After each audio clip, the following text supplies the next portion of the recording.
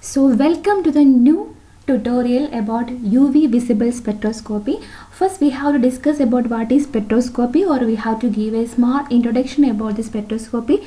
The spectroscopy is the measurement and interpretation of electromagnetic radiation absorbed or emitted when the molecules or atoms or ions of a sample move from one energy state to another energy state. So if any molecules, atoms or ions, if they are moving from one energy state to another energy state, they will absorb or emit certain amount of radiation, and this study of such emitted or absorbed radiation is called spectroscopy, and the radiations include electromagnetic radiations. This change can be from the ground state to excited state, or vice versa, that is excited state to the ground state. At ground state, the energy of a molecule is the sum total of the rotational, vibrational and electronic energies. In other words, the spectroscopy measures the changes in the rotational, vibrational and electronic energies. Then we can move on to the what is electromagnetic radiation. The electromagnetic radiation is made up of discrete particles called photons, and the EMR has got both the wave as well as the particle characteristic. That means they can travel in vacuum also. The different type of electromagnetic radiations are visible radiation, UV radiation, IR radiation, microwaves, radio waves, X-rays, Y-rays or cosmic rays. As these radiations have different wavelength of frequency or energy, they are conveniently named so.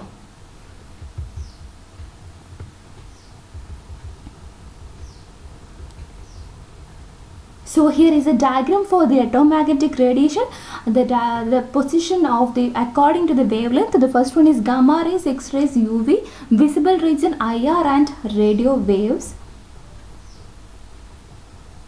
Then next we can go for an equation, derivation of an equation. The energy of electromagnetic radiation can be given by the following equation. E is equal to h nu, where E is the energy of radiation, h is the Planck's constant and nu is the frequency of radiation. The Planck's constant is 6.624 into 10 raised to minus 34 joules second, and the frequency is c divided by lambda, or velocity of light in vacuum divided by wavelength. Hence we can substitute the value of frequency on the above equation. That means E is equal to h nu, where h nu is already know c by lambda. So substituting h c by lambda, where 1 by lambda is called wave number and it is represented by nu bar. So the energy is equal to h c nu bar, where nu bar is the wave number. This indicates that the energy of radiation depends upon the frequency and wavelength of the radiation. Before moving on to the principal part of UV visible spectroscopy, you have to know what are the important theory of spectroscopy. So the theory of spectroscopy is that when electromagnetic radiation travels through a medium containing atoms, ions or any one of the following takes place.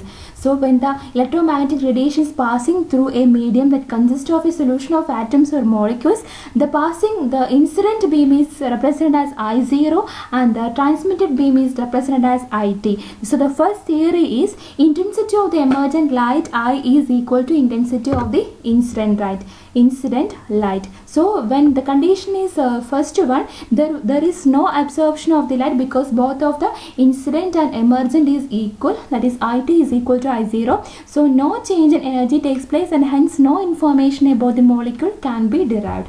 The second theory is there occurs reflection, refraction or scattering of the light particles. This principle is used in the nephelometry or turbidimetry, and by this theory some of the properties of the materials can be studied. The third theory is intensity of the emergent light is less than that of the intensity of incident light, where there is absorption of energy. Here some information can be derived. Next we can move on to the principal part of UV visible spectroscopy. The UV visible spectroscopy is in the combined form. I am discussing the principle also in the combined form. So the visible spectroscopy is also called calorimetry. The calorimetry is concerned with the study of absorption of visible radiation whose wavelength ranges from 400 to 800 nanometer. Any colored substances will absorb radiation in this wavelength region. The colored substances absorb light of different wavelength in different manner, and hence we get a absorption curve where the absorbance is given on the x-axis and wavelength on the y-axis. The wavelength at which maximum absorption of radiation takes place is called lambda max, and this lambda max is a characteristic for every colored or every substances, and it is a qualitative aspect. The lambda max is not affected by the concentration of the substances.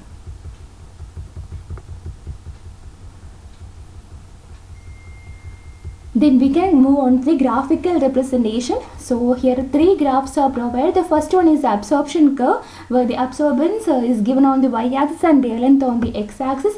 The wavelength at which maximum absorption takes place is called lambda max, and the lambda max is also marked on the first graph. On the second graph, we are changing the concentration. As we change the concentration, also there is no change in the lambda max. The lambda, from this second graph, we can identify the lambda max is a characteristic for particular compound. Then next, the ultraviolet spectroscopy is concerned with the study of absorption of UV radiation, which ranges from 200 to 400 nanometer. Visible is used for the colored substances, while UV is used for the colorless substances. The compounds which are colorless absorb radiation in the UV region. In the principal part, you have to explain this also. The type of electrons present in any molecule may be conveniently classified as sigma, pi and n electrons. In case of sigma electrons, these are the ones present in the saturated compounds. Such electrons do not absorb near UV but absorbs vacuum UV radiation, that is less than 200 nanometer. In case of pi electrons, the electrons are present in the unsaturated compounds. Example, double or triple bond. For example, C double bond C and C triple bond C. In case of n electrons, these are the non-bonded electrons which are not involved in any bonding. Example, lone pair of electrons like sulfur, oxygen, nitrogen and halogens. So any molecule that is having this n or pi or sigma or their combination of electrons, these bonding electrons are pi and sigma, and non-bonding electrons are called n electrons. These bonding and non-bonding electrons will absorb the characteristic radiation and undergo transition from ground state to the excited state. By the characteristic absorption peak, the nature of the electron presence and hence the molecular structure can be elucidated. So we have already discussed there will be some transition from one state to another state. So we can discuss what is the electronic transitions and the excitation process. It was stated earlier that sigma and n, pi and electrons are present in the molecule, and they will undergo transition or excitation from one state to another state, okay, by emission or absorption of some radiations. So what are the important type of transitions are? First one is n to pi star transition, and the second one is pi to pi star, third one is n to sigma star, and the fourth one is sigma to sigma star transition. This can be clearly depicted by the diagram which I have provided here. So the different energy state or different transitions are given. Bonding, non-bonding and anti-bonding energy states are there. So from the ground state, they are transferring to the excited state, and this transition can be n to pi star, pi to pi star, and n to sigma star and sigma to sigma star are the important electronic transition taking place. So we can go in detail what are the properties of these transitions. So first one is n to pi star.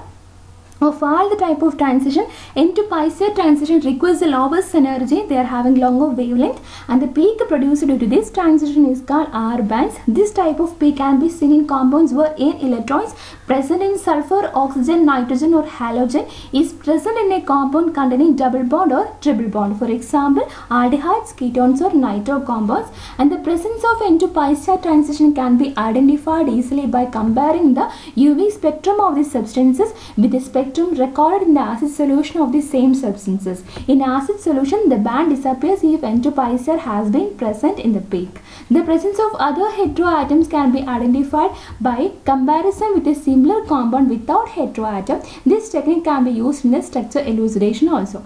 The second type of transition is pi to pi star transition. This type of transition gives rise to a band called BEK band, and the B band is benzenoid band, that is due to aromatic or heteroaromatic system. E band is ethylenic bands due to aromatic system, and K band is due to conjugated system. The energy requirement of this transition is between n to sigma star and n to pi star, but extended conjugation and alkane substance shift the lambda max towards longer wavelength. Okay, so next transition is, and a table is provided that give the various peaks for the chromophore C double bond C and C triple bond C. The next transition is N to sigma star transition. The third type of electronic transition is N to sigma star transition. This transition occurs in saturated compounds with heteroatoms like sulfur, oxygen, nitrogen or halogens. It requires lesser energy when compared to sigma star transition. Normally the peaks to this transition occurs from 180 nanometer to 250 nanometer. As these peaks are observed at the lower end of the UV spectrum, it can be called as end absorption. Some compounds with N to sigma star transition is there provided in the table. So this is a table where the compound like methylene chloride, water, methanol, ethanol, ether, trimethylamine, chloroform, etc. along with their lambda max is also given. Then the fourth type of electronic transition is sigma to sigma star. Of all the electronic transition, this type of transition requires the highest energy. This is observed with the saturated compounds, especially in the hydrocarbons. The peaks do not appear in the UV region but occur in the vacuum UV or far UV, that is 125 to 135 nanometer. Some of the compounds which such transitions are occurring are methane, ethane, propane and cyclopropane. Since UV spectrophotometers are operated above 200 nanometer, saturated hydrocarbons like cyclohexane can be used as non-polar solvents. It does not give solvent peak. Next is the chromophore and related terms. The chromophore is defined as any group which exhibits absorption of electromagnetic radiation in the visible or ultraviolet region. Some of the important chromophores are ethylenic, acetylenic, carbonyl, acids, esters, nitriles, etc. Two types of chromophores are known. First one is chromophores in which the group is having pi electrons undergo pi to pi star transition. Examples ethylenes and acetylenes. Second one, the chromophores having both the pi electrons and n electrons undergo two types of transition, that is pi to pi star and n to pi star. Examples are carbonyls, nitriles, azo compounds, nitro compounds, etc. Then some of the simple chromophore groups along with the transition approximate lambda max, approximate Emax and solvent used is also provided in the table.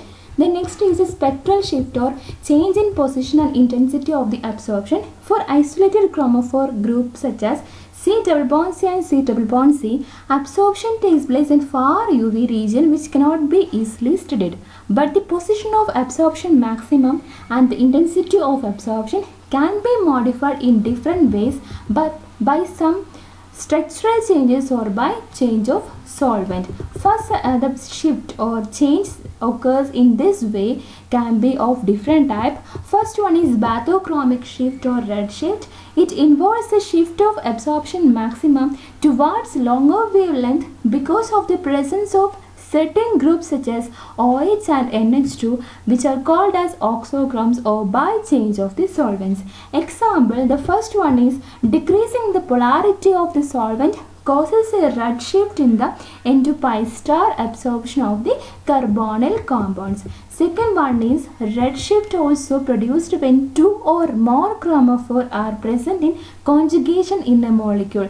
For example, the ethylene shows pi to pi star transition at 170 nanometer where 1,3-butadiene shows lambda max at 270 nanometer. The second type of shift is hypsochromic shift. It is also called as blue shift. It is the shift of the absorption maximum towards a shorter wavelength and may be caused by the removal of conjugation in a system or by change of the solvent. In the case of aniline, the absorption maximum takes place at 280 m micro because the pair of electrons on nitrogen atom is in conjugation with pi bond system of the benzene ring. In acidic solution, blue shift is caused and absorption takes place at shorter wavelength. This is a diagram for the bathochromic and hypsochromic shift. Bathochromic is shifting towards the larger wavelength while hypsochromic is shifting towards the shorter wavelength. Next is hyperchromic and hypochromic.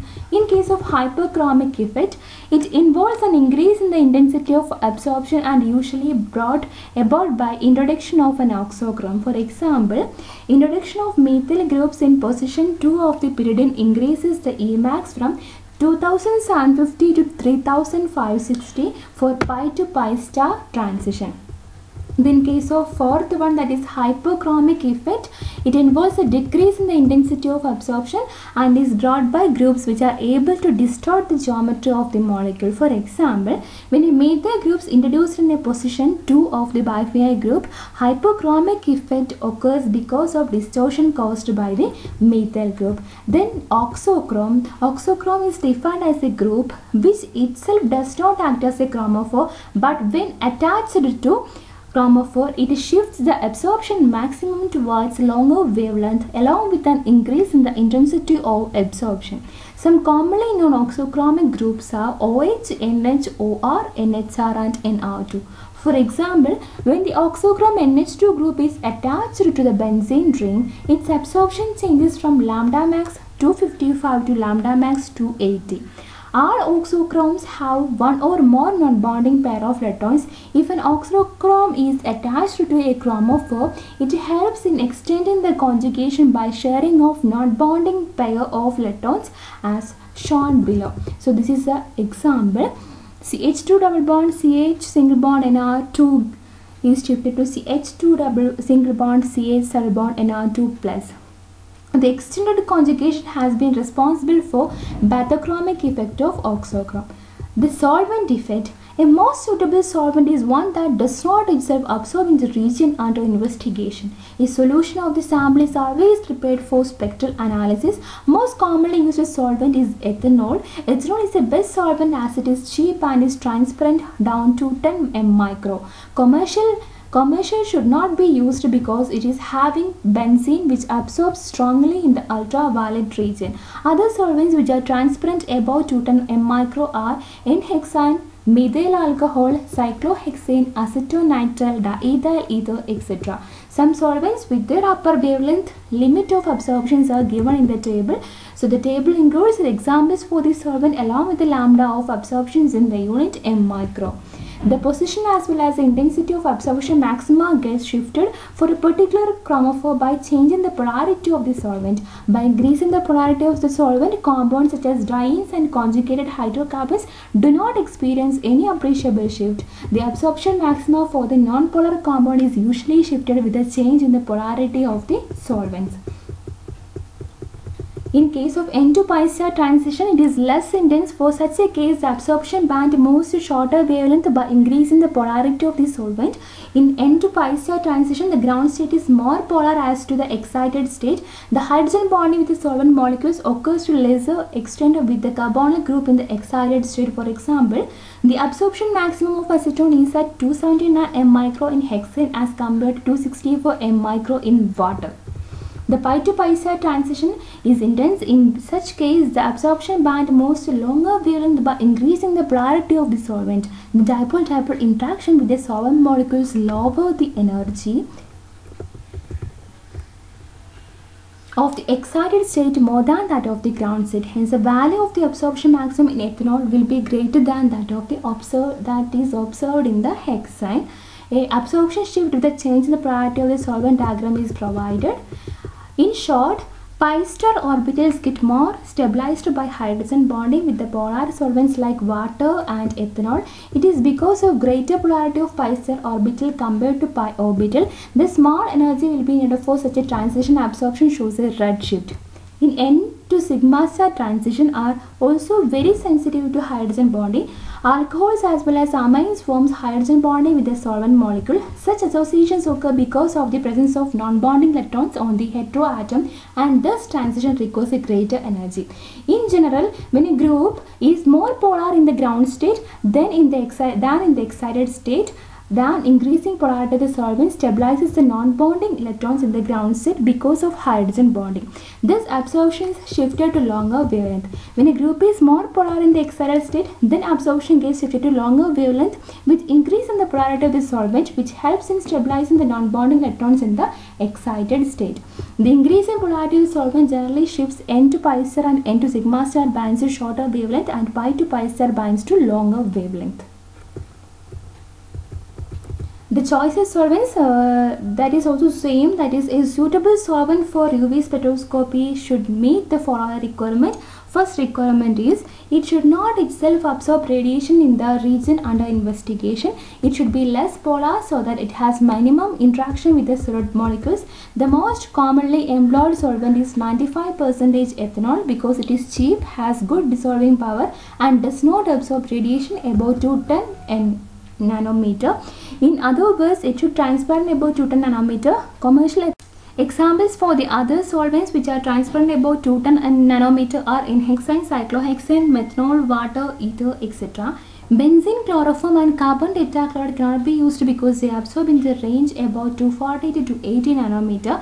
Hexane and other hydrocarbons are sometimes preferred to polar solvents because they have minimum interactions with the solute molecules. A table is provided with the examples of solvent and wavelength. So this is a table: water, methanol, ethanol, ether, chloroform, carbon tetrachloride, cyclohexane and trichloroethane are the examples of the solvents. Along with the wavelength is also provided. Laws governing absorption of radiation. The two laws related to the absorption of radiation are: first one is Bill's law. It is related to concentration of absorbing species. Second one is Lambert's law. It is related to thickness or path length of the absorbing species. These two laws are applicable under the following condition, that is I is equal to IA plus IT. I is equal to intensity of incident light. IA is equal to intensity of absorbed light. IT equal intensity of transmitted light, and that is no reflection or scattering of light takes place. Bayes' law states that the intensity of a beam of monochromatic light decreases exponentially with increase in the concentration of absorbing species arithmetically.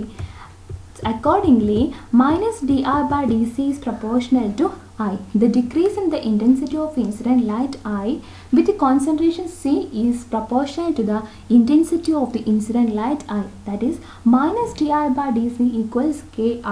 Removing and introducing the constant of proportionality K, minus di by I is equal to K dc. Rearranging the terms, we get minus ln I is equal to Kc plus B, equation 1, and on integration B is constant of integration. When concentration is 0, there is no absorbance, hence I is equal to I0. This substituting in the equation 1, we can get minus ln I is equal to K into 0 plus B, that is minus ln I0 is equal to B. Substituting the values of B in equation 1, we can get minus ln I is equal to Kc minus ln I, minus ln I0 is equal minus ln I is equal to Kc, ln I0 by I is equal to Kc, I0 by I is equal to e raised to Kc. On removal of natural logarithm, I by I0 is equal to e raised to minus Kc, making inverse on both sides. I is equal to I0 e raised to minus Kc is equation for the Beer equation. That is the Beer equation. The next is the Lambert's law. The rate of decrease of intensity of monochromatic light with the thickness of the medium is directly proportional to the intensity of the incident light. Accordingly, minus di by dt is proportional to I. The decrease in the intensity of incident light I with the concentration C is proportional to the intensity of incident light. The derivation is same for the Lambert's law also. By replacing C with the T, finally we will get the equation as I is equal to I0 e raised to minus Kt, which is the equation for Lambert's law. By combining the Lambert's and Beer's equation, we can get I is equal to I0 e raised to minus Kct, I is equal to I0 10 raised to minus Kct, converting natural logarithm to base 10, and the K is 0.4343. I by I0 is equal to 10 raised to minus Kct. On inverse, I0 by I is equal to 10 Kct. Log I0 by I is equal to Kct. Taking log on both sides, equation for transmittance T is the I by I0 and absorbance A is equal to log 1 by transmittance. Hence A is equal to log I0 by I indicates that A is equal to Kct. Instead K we can use epsilon. A is equal to epsilon Ct. It is the equation for Beer-Lambert's law, where A is the absorbance of optical density or extinction coefficient and epsilon is the molecular extinction coefficient. T is the path length in 10 mm or 1 cm. C is the concentration of drug mm mole per liter. Epsilon can be expressed as follows. Epsilon is equal to E 1% 1 cm into molecular weight by 10, where E 1% 1 cm means the absorbance of 1% weight by volume solution using a path length of 1 cm. It is constant value for each drug, and this value is used to determine the concentration of drugs in solution. Emax is the value at lambda max. Deviation from Beer's law. A system is said to obey Beer's law when a plot of concentration versus absorbance gives a straight line. This straight line is obtained by using line of best fit or method of least squares, or by joining the maximum number of points in such a way that positive and negative errors are balanced or minimized. The regression line can also be used for determining concentration of solution whose absorbance is obtained using a calorimeter or spectrophotometer. When a straight line is not obtained, that is, a non-linear curve is obtained in a plot of concentration versus absorbance, the system is said to undergo deviation from Beer's law. Such deviation can be positive deviation or negative deviation. The positive deviation is a deviation results for a small change in concentration produces a large change. Small change in concentration produces a large change in the absorbance, and negative deviation results when a large change in concentration produces a small change in absorbance. A graph is also provided. The reasons for deviation. Instrumental deviation is due to factors like stray radiation, improper slit width, fluctuations in single beam when monochromatic light is not used can influence the deviation. Physicochemical changes like factors like association, dissociation, ionization, that is change in pH, faulty development of color, refractive index at high concentration can influence such deviation. Example, association. Methylene blue at concentration of 10 raised to minus 5 m exists as monomer and has lambda max of 660 nanometer, but methylene blue at concentration about 10 raised to minus 4 m exists as dimer or trimer but has a lambda max of 600 nanometer. Hence, when the shift of lambda max is not observed for absorbance measurements, deviations may occur. Examples for dissociation: Cr2O7 2- plus H2O gives 2H plus 2CrO4. That is, orange color is converted to yellow color, and the maximum absorbance is 450 nm for the orange, and the maximum for the yellow 2CrO4 is 410 nanometer. That is, potassium dichromate in high concentration exists as orange solution, lambda max 450 nanometer, but on dilution dichromate ions are dissociated into chromate ions, which is yellow color, that is lambda max 410 nanometer. Hence, when 450 nanometer is used for absorbance measurements, deviation from Beer's law is C. Incomplete reactions: when sufficient time is not allowed for making absorbance measurements, or when the readings are made when the color has faded away due to instability of the color, deviations can occur. Example, determination of iron using thioglycolic acid before completion of the reaction.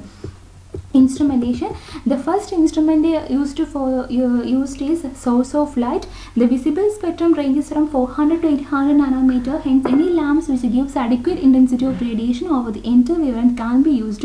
The requirements of source of light for colorimeters are: it should provide continuous radiation from 400 to 800 nanometer. In case of UV, should give continuous radiation from 200 to 400 nanometer. It should provide adequate intensity. It should be stable and free from fluctuations. And the following are the sources of light used. First one is tungsten lamp. As it satisfies the above criteria, this lamp finds its place in most of the colorimeter and spectrophotometer. The lamp consists of a tungsten filament in a vacuum bulb similar to the ones used domestically, but it offers sufficient intensity. Second one is carbon arc lamp. For a source of very high intensity, carbon arc lamp can be used. It also provides an entire range of visible spectrum. The second instrument is filters and monochromatics. The source of light gives a radiation from 400 to 800 nanometer. This is a polychromatic light. We have to convert this polychromatic light into monochromatic light. Hence, we are using a filter or monochromator. This filter or monochromator is used which converts polychromatic light into monochromatic light, though the efficiency of each differs considerably. Type of filters are absorption filters and interference filter. Monochromators are prism type, also called dispersive, and lithotype. Grating type, also called diffraction and transmission. First one is filters. Filters, first example is absorption filter. These filters are made up of glass coated, are made up of glass coated with pigments, or they are made up of dyed gelatin. They absorb the unwanted radiation, transmit the rest of radiation which is required for colorimetry. These filters can be selected according to the procedure given below. First we have the dry filter base circles with the 6 parts. Second one, this is the filter base circle with the 6 parts. Second one, write the colors with pure in clockwise or anti-clockwise manner omitting indigo. If the color of the solution is red, we have to use green filter. If the color of the solution is green, we have to use the red filter. So this is a diagram for the absorption filter.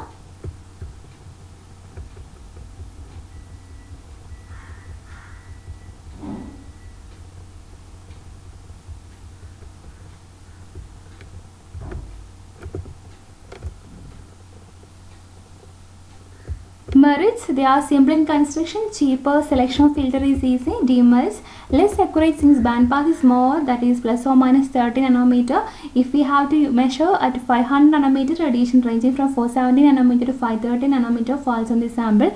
But what is bandpass? Bandpass is the difference in wavelength between the points where the transmittance is 1/2 the maximum. Intensity of radiation becomes less due to absorption by filters. Next is interference filter. This filter is otherwise known as Fabry-Perot filter. Features are, it has dielectric space of film made up of calcium fluoride, magnesium fluoride and silicon oxide between two parallel reflecting silver films. The thickness of the film or thickness of the dielectric space of film can be 1/2 lambda if it is first order, 2 lambda by 2 second order and 3 lambda by 2 third order. And here is a diagram for the Fabry-Perot filter. The mechanism is that radiation reflected by the second film and the incoming radiation undergoes constructive interference to give a monochromatic radiation which is governed by the following equation. Lambda is equal to eta b by m, where lambda is the wavelength of light obtained, eta is the dielectric constant of the layer material and b is the layer thickness and m is the order, that is 0, 1, 2, 3 etc. Bandpass is 10 to 15 nanometer and the maximum transmission is 40%. Merits are, they are inexpensive, lower bandpass when compared to the absorption filter and has more accurate use of additional filters, cuts off undesired wavelength. Demerits are, peak transmission is low and becomes so when additional filters are used to cut off undesired wavelength. The bandpass is only 10 to 15 nanometer and hence higher resolution obtained with monochromators, so gradients cannot be achieved. Next is monochromators. Monochromators are better and more efficient than filters in converting polychromatic light to heterochromatic light polychromatic or heterochromatic light into monochromatic light. The monochromator includes the following units like first one is entrance slit, collimator, grating or prism, collimator, exit slit, entrance slit to get narrow source, collimator to render light parallel, grating or prism to disperse radiation, another collimator to reform the images of entrance slit and the exit slit to fall on the sample cell. First is prism. The prism disperses the light radiation into individual colors or wavelength. These are found in inexpensive instruments. The bandpass is lower than that of filters and hence it has better resolution. The resolution depends on the size and refractive index of the prism. The material of the prism is normally glass. Two types of prisms are available. First one is refractive type.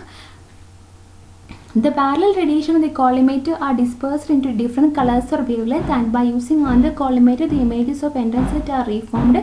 The reformed ones will be either violet, indigo, blue, green, yellow, orange or red. The required radiations on exit slit can be selected by removing the or rotating the prisms or by keeping the prism stationary and moving the exit slit. This is a diagram for the prism monochromator.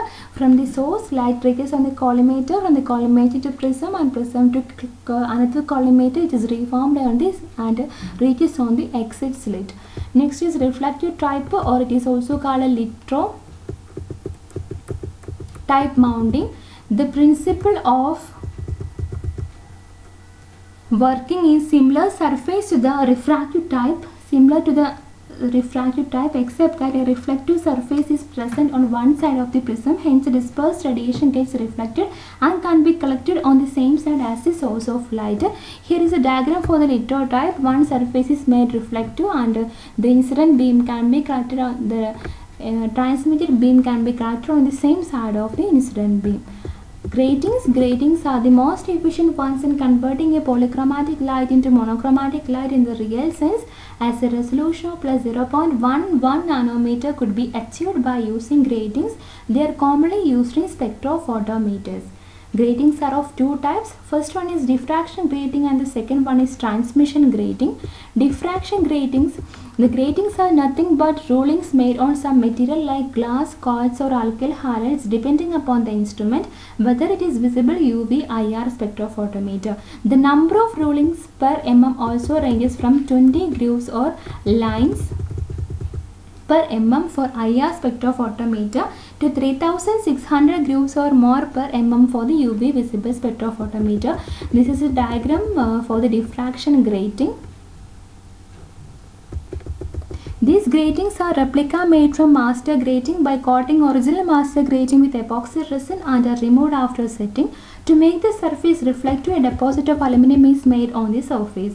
The mechanism is that diffraction produces reinforcement. The rays which are incident upon the grating gets reinforced with the reflected rays, and hence the resulting radiation has wavelength which is governed by the equation m lambda is equal to b sin I plus sin r. Lambda is the wavelength of light produced, b is the grating spacing, I is the angle of incidence, r is the angle of reflection, and m is the order, that is 0, 1, 2, 3, etc. The bandpass of these gratings are plus 0.1 nanometer, which means they are most efficient and hence gratings are preferred. Next is transmission grating. Transmission grating is similar to diffraction grating, but refraction takes place instead of reflection. Refraction produces reinforcement. This occurs when the radiation transmitted through grating reinforces with the partially refracted radiation. This is a diagram for transmission grating. The wavelength of radiation produced by the transmission grating can be expressed by the following equation. Lambda equals d sin theta by m, where lambda is the wavelength of radiation produced, d equal 1 by lines per centimeter, m is equal to order number 0, 1, 2, 3, etc. Theta is the angle of deflection or diffraction. Thus, a light radiation at any angle theta or any order can be collected and used in the instrument by either moving the grating and fixing slit or moving the slit and keeping the grating constant. Next is sample cells. Sample cells or cuvettes are used to hold a sample solution. The sample cell should not absorb at the wavelength being observed. Parameters are sample volume. Small volume cells of 0.5 ml or less can be used, as well as large volume cells of 5 to 10 ml capacity can also be used. Shape of the cells: cylindrical like test tube or rectangular shape. Path length, that is means internal distance, 1 cm is a normal. Up to 10 cm we can use. 1 mm to 2 mm is a short path length lens available in the market. Materials: color corrected fused glass for visible region. Polystyrene cells are available for use with aqueous solvents but cannot be used with organic solvents. For UV region, these cells must be made up of quartz, since glass absorbs UV radiation. This is the diagram for the cylindrical as well as the rectangular sample cells.